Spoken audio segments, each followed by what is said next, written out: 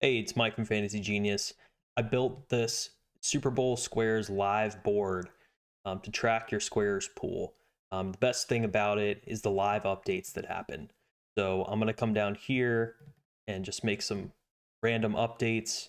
Yep, and you'll see the winner change, right? So right now, Kendall Roy's got the win. The last two digits of each of the team scores. What I really like is these two things over here. If the Packers score next, who wins, depending on what the score is. Same thing for the Broncos over here. And as the game progresses, you'll see who won each quarter. So at the end of each quarter, the quarter locks, and I'll do that here, and you'll see game data is updated, and this person is locked in as the winner, and now they're just remaining in the money there.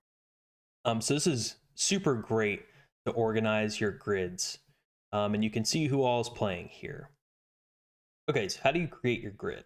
First order of business, you're going to go to the best website on the internet, fantasygenius.io. You're going to log in or make an account. You'll come up here to the Tools tab and go to Squares. And what you'll see is this Create a Grid section. The Super Bowl grids are available for $10 a piece. And once you've purchased them, you'll see this Create Squares pool, just like the free ones under here. And feel free to create one for the NFC and AFC championships just to test it out if you'd like. I purchased two grids to prove to my dad that I could make two sales. I don't think he's checking the invoices. But once you've purchased your grids, you'll see them here to create. So I'm going to click here, and you just give your grid a title and instructions. And these are going to appear for everybody that claims a square on your grid before they agree to do so. So whatever. I'm just going to put test here. So this is your grid, and you're now at the point where you can send this link out to people to start claiming squares. And you can easily do that by clicking this button here, and nobody has to log in. Everyone can just claim squares here. So they click claim squares.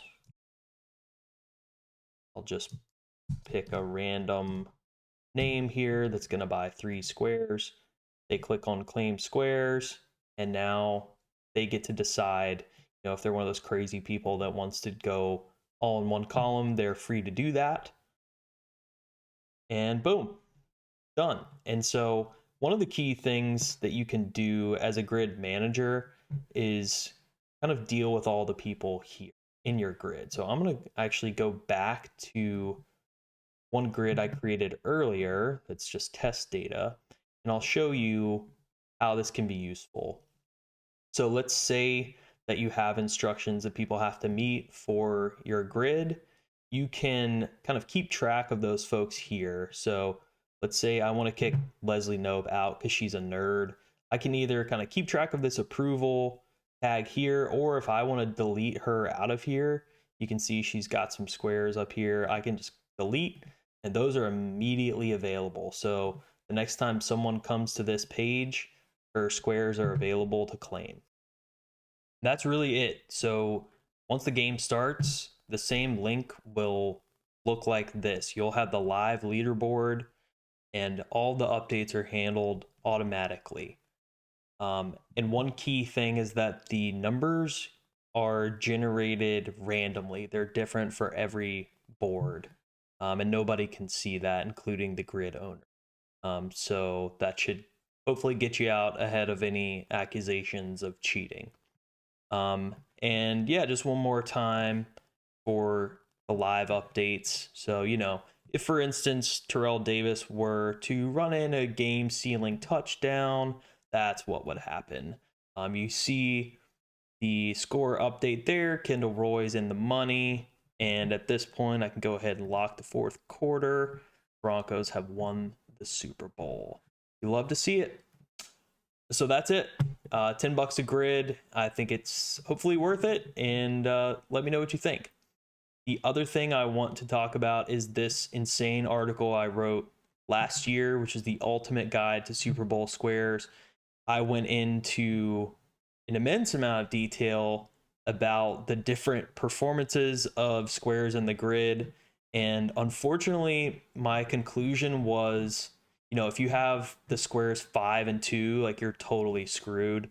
And that actually ended up being the big winner last year in the Chiefs game. So, you know, take this all with a grain of salt. I'm a moron, but it's kind of fun to look at.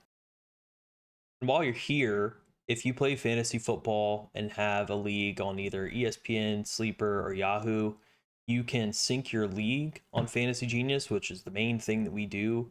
You can go and check out the demo league here. We're data nerds, so you're going to see a bunch of data and charts and stuff, and there's all kinds of crazy stats and history that you can see in here if you're, either trying to gloat about the past year, or you're like me and you suck and you're trying to figure out why. And I'm just unlucky, I'm pretty sure. So this is the yearly recap that we just rolled out.